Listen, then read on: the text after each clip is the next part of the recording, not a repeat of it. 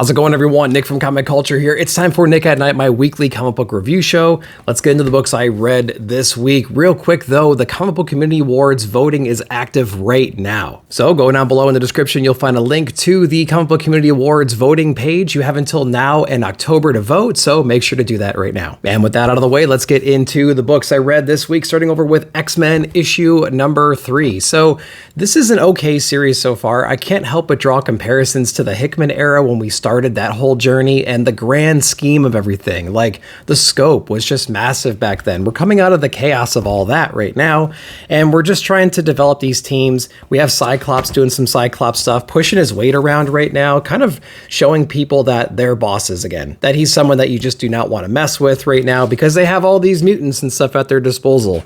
Meanwhile, the rest of the team is going on this mission right now, trying to find these undercover agents, these undercover warriors that are sneaking where they shouldn't be sneaking, and trying to uncover some of their technology, specifically with Cerebro. So we have a couple different things going on in here. The art is fine. I like that well enough, but the story is just not quite hitting it for me. We're on issue number 3 right now. I was expecting some big vision, some big plan. I don't know. Right now it's okay. It's episodic, kind of, right now. So we're going to be rolling with it a little bit longer, seeing what's going on, but I can already feel some of these newer X books falling off the list right now. And that's not a great thing. We're only 3 issues into a lot of these. So let me know what you guys are thinking about the new X books in general. Which one's your favorite? Which ones are you not resonating with just yet? Let me know down below. Continuing the X-Men train, we have Ultimate X-Men issue number 6 from Peach Momoko. I don't see how this can ever cross over into the other Ultimate books, if that's even the plan, which I assume would be the plan. I can never see, just from an artistic standpoint, how they're ever going to make that work. Maybe I'm wrong here. We're understanding a little bit more about the Shadow Kid in this book and why he's doing what he's doing, the resources he has, some of the cults in the area that might explain why things are the way they are. And we get some showcase of powers in here, which is pretty fun. But most of the time, you get a bunch of young kids sitting around talking about their powers, wondering what the next step is, and just trying to uncover this mystery in general, which ultimately is not very satisfying for me. We're on issue number 6 right now. I'd expect the story to be way further than it is at this point, but you know, it's a slow burn, and so we're trying to figure things out. We're still trying to figure out what the point of this book is in the Ultimate Universe too, like I said before. So a lot of things are going against this book.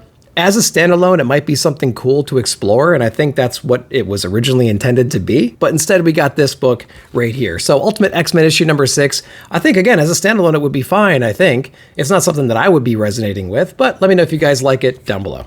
Next up is Aliens vs. Avengers issue number 1 from Hickman. We have Rubik on here as well. This was a great book. Highly recommend this one. We're not going to get the next issue for a couple of months, but it's okay. This book was really cool. Make sure to check this one out. So we have this situation where there's a certain race in the Marvel Universe, I'll let you figure it out, who's experimenting with the aliens. Who can they bond to? What's the result of that? That's how we get introduced into this entire world, and we get to see the repercussions of that. We're also reminded about like how versatile the aliens are, like their survival tactics, and how they evolve and how they can take over an entire species, an entire planet so quickly.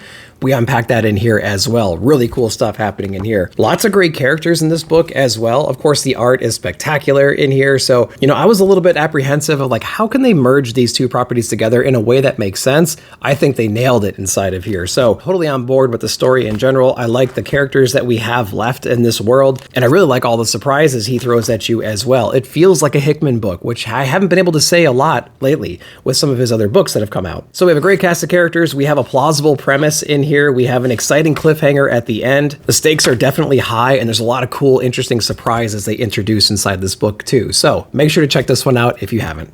All right, let's jump over to DC with John Constantine, Hellblazer, Dead in America. We have issue number 8. This is when Dr. Diablo and John Constantine actually go down into hell.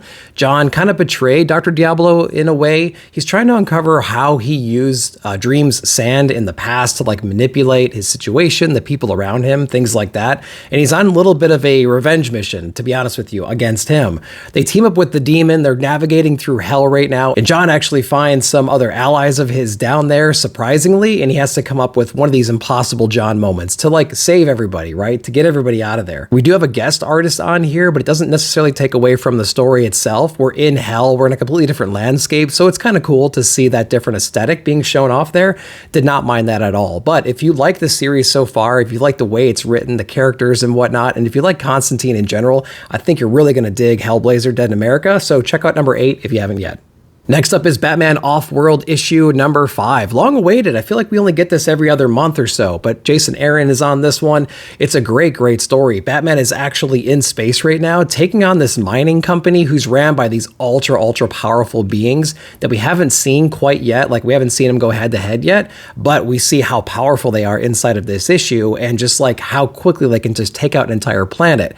Right now, Batman's been taking on a lot of their goons at this point. Some really powerful people in their own space, but they're not quite as powerful, obviously, as that final boss, which we're leading to very quickly. He's made some allies in space right now, even has a romantic interest inside this book who kind of flip-flops a little bit because they can both see like a future with each other, but also they have a lot of things to take care of in the current space, and that's kind of where we are in the story. What I really like about this book is it's the typical Batman story where he's contemplating like why he's even doing this. Can this even be a winnable situation? And he always perseveres and pushes forward to do the right thing because who knows, maybe this will come back to Earth one day and wipe him out. He needs to take care of this right now. This story also takes place a little bit earlier in Batman's career, so we have a lot of growing to do still, and he's going to learn a lot of lessons on this journey, obviously to take back to Gotham, and he could just be a better hero for the city. So yeah, if you're not totally worn out by Batman stories just yet, I recommend Batman Off-World. It's been a really great series. We're 5 issues in. I don't know how many more we have to go, but it's been a great ride. Let me know if you're reading it. One DC book that's blown me away so far is Zatanna, Bring Down the House. We have issue number 3 right here. This book is really, really cool. It's a black label book, so we're set out of continuity a little bit, focusing on Zatanna and her power, right? She's a stand-up magician right now. She's not like a super powerful wizard that we know her to be in the normal DC universe.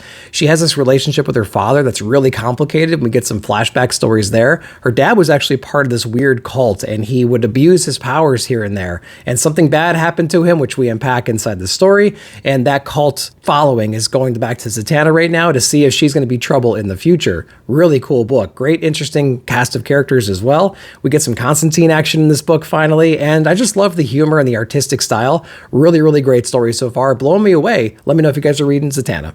Detective Comics, man, we have 1088 from Ram V, a bunch of other people on this book because we have some backstories and whatnot. This book is just getting better and better. We're reaching that climax right now where all the different villains are also teaming up with Batman and the other Bat family, and they're taking on their little pockets of Gotham City, trying to take back over what is rightfully theirs. We have some of the villains backs against the wall right now. They're getting pretty desperate, doing some desperate things, just trying to secure Gotham for their own. Basically, they're understanding that Gotham is just something that they just cannot fix or cure. They have to just wipe it out, essentially. And so that's where we are right now. We're in the last stages of the series right now. It's a great operatic experience. It has so many ups and downs, and just the flow of this entire series has been handled so well from Ram V and the creative team. And honestly, I'm going to be really sad to see it go. I think we only have an issue or 2 left with Ram V on the writing, so who knows if I'll stick around for it. To be honest, I might dip in and see what's going on. But Detective Comics, great, great series so far. Definitely check out the Ram V run in a collected format. I think it's going to read really good just back to back. So let me know if that's your plan. Let me know if you've been reading this one down below. Man, next up is book 5 of Batman Dark Age. We have Mark Russell on this one, and we have the Allreds on the art duty. Spectacular read right here. We talked a lot about Batman already this week, but Batman Dark Age is a great retelling of the Batman origin story set in this Elseworld that we got used to over in Superman Space Age from the same creative team. So if you want to see like a reimagination of Batman hitting all those high points just in a different way, Dark Age is where it's at, and I highly recommend picking it up. I think we have a few more issues left in this entire arc. I know he says he wants to do more, but I think he's still constrained to those 8 issues, if I'm not mistaken. A lot more ground to cover in the next few issues, but this book is spectacular. Highly recommend doing it. Again, it's just so cool to see the evolution of the character progress the way that we know, but just those beats are different. How he meets people is different. How he got his powers were different. The relationships with different people in Gotham are different as well. Really interesting book. So Batman Dark Age, highly recommend this Elseworld Batman story. Even if you're saturated in Batman, make sure to check it out. Let's talk about Savage Sword of Conan. We have issue number 4, Jim Zub on this one, some other creators as well, because this story is actually setting up the broader story that's going to be happening very soon with the Battle of the Black Stone. We touch base with a lot of different Conan characters, characters in this general universe, all taking on a very similar threat just in their own ways. We touch on so many different characters in here. In fact, in the back of the book, they give you a little shot of everybody that they touch base with inside of here. There's this dark magic that each one of these characters is having to deal with right now. So we get a short story featuring every single one of those characters. So if you have a fan favorite, they're probably going to be inside this book. Even some old favorites we saw from Conan the Barbarian show back up inside of this book. Of course, we have that classic black and white magazine size action in here. It is gruesome, it's gory, it's just absolutely beautiful, and it definitely keeps your attention. Man, it's a thick book too. It's going to take you a little while to get through, but like every time I had to turn the page and I saw there was more story, I was happy. So Savage Sword of Conan continues to be one of my favorite books out each month. Make sure to check it out. Next up from Dark Horse Comics, we have Mark Millar on Nemesis. This is Rogues Gallery issue number 2. I think I'm kind of losing interest in the character, to be honest with you. I'm not entirely sure what's going on, but this book right here, it's fine, especially if you come out of the original Nemesis runs and you have all this context on the character, what they did in the Image runs and whatnot. You're going to be interested to see what the character does, but this book I think is falling a little bit flat from the excitement perspective that I have. He's picking up this guy right now. He helps him break out of jail. He's basically training him to be his Robin, essentially, taking him on all these missions and equipping him and training him and whatnot. So it's a training montage as well. We do touch base with some of the heroes as well. From issue number 1 at the very end, he wrongs this guard inside the hospital, and this guy here is getting a serious power up as well with some of his friends. So it is kind of cool to see both sides powering up right now. But I think the artistic style on here is losing me a little bit, and my interest in the characters waning a little bit as well. So that's probably impacting my enjoyment for the book, but let me know what you guys think of Nemesis if you're reading it. Next up in Boom Studios, we have Berserker, The Lost Book of B, issue number 1. We have Keanu Reeves, Matt Kent, Ron Garney, and Bill Crabtree on this one, so a lot of the OGs are on this. Another great Berserker book. If you like Conan-style books, you're going to love Berserker, so check that out. This story here focuses on the relationship between Berserker and Genghis Khan and their impact on the world, right? The different societies they took over, and there's all this backstabbing and double-crossing that happens inside this book, too, that like the only way to get rid of your enemy essentially is to bring this super being into their ranks, and slowly it'll decay from the inside out. And yeah, that's how you can take out your enemies that are seemingly impossible to take out. Really cool set pieces and action pieces in here too. Of course, it's just Berserker stuff, right? So ripping through hordes of people.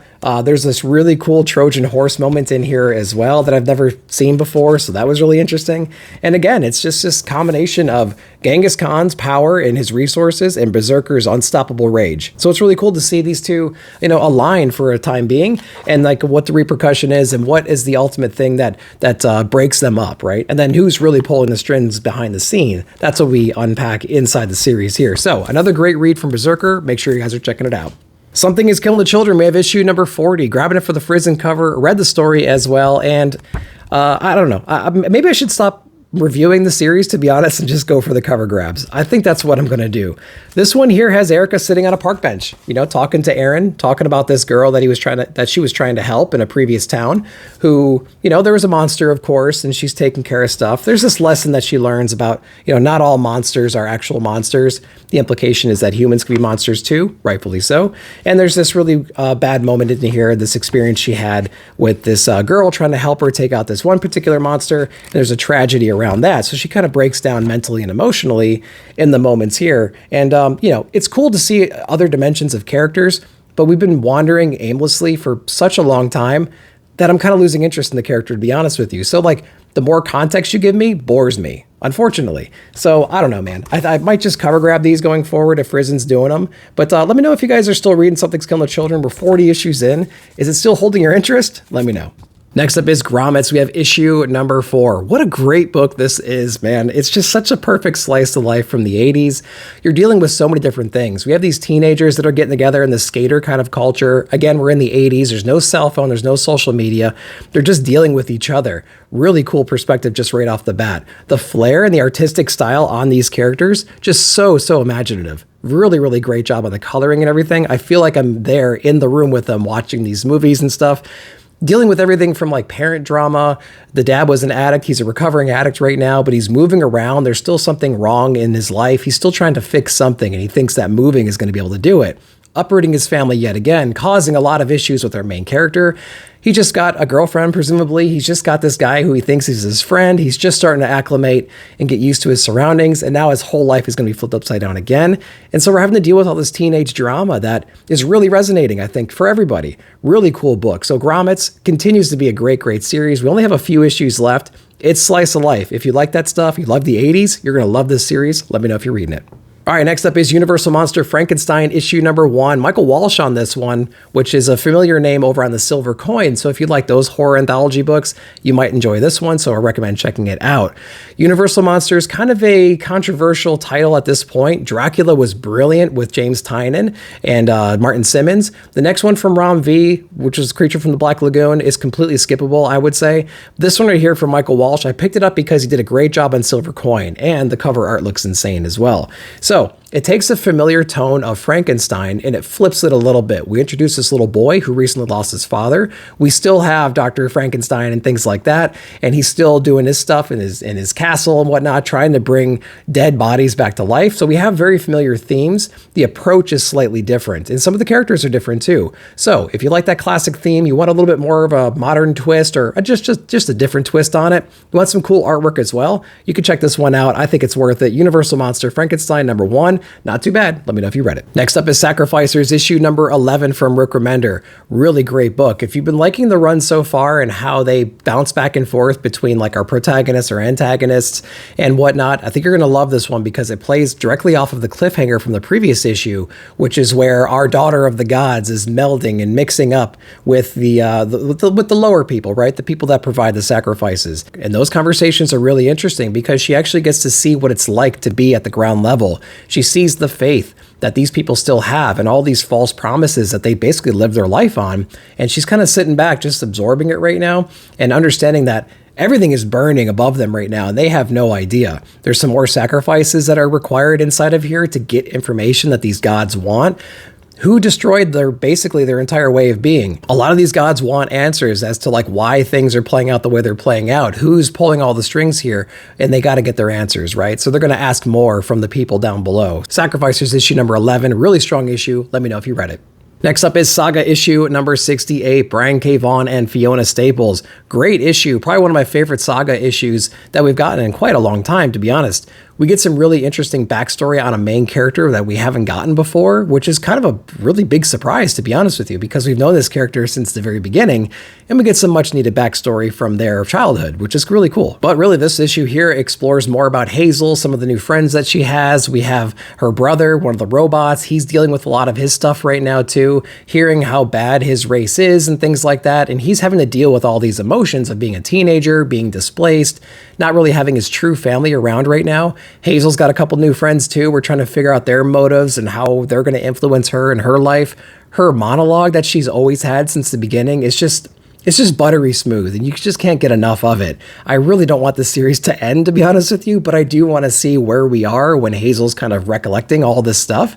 So that's got me excited to see the story progress overall. Continues to be one of the best books out right now, and I think that their introduction of new characters into the story and like how much they play into the story and how important they end up being is one of the things that Saga has that no other comic has right now. They have an original cast. We've moved beyond that. We've introduced so many characters that are so pivotal to the overall story. It's just amazing from a storytelling perspective. So big props to the team. Saga 68. Let me know if you read it.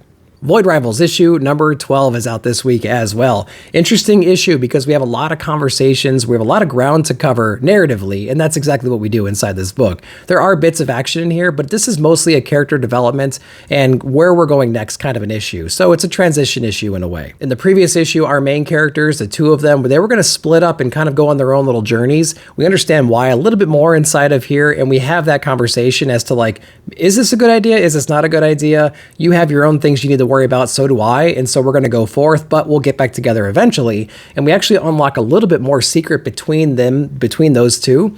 Their races are connected in a way we don't quite understand just yet. We get a little peek into that in this issue as well, which of course just brings more questions at the end of the day, but it's there nonetheless. Not only that, but we have the leaders of these two warring factions right now. We have conversations with them in the past. This is a little bit more intimate of a conversation about how they kind of owe each other, and one's used to the other one messing up all the time. And there's this really interesting, candid conversation they have in the very beginning, which again provides more context to the overall universe, which I thought was handled really well. Some Transformer stuff in here, not a whole lot. There's some other characters we touch base with as well. Don't quite know the implications of those interactions just yet, but this one right here, it was a big narrative push. Void Rivals issue number 12, setting up a lot of stuff in the future. Let me know if you read it. All right, guys, so that's everything I read this week. I hope you enjoyed that. Let me know down below in the comments what you read and what your favorite books of the week were. While you're down there, like, subscribe, share, hit that bell notification to be alerted whenever I put out new videos. Thank you again for watching. We'll see you in the comments.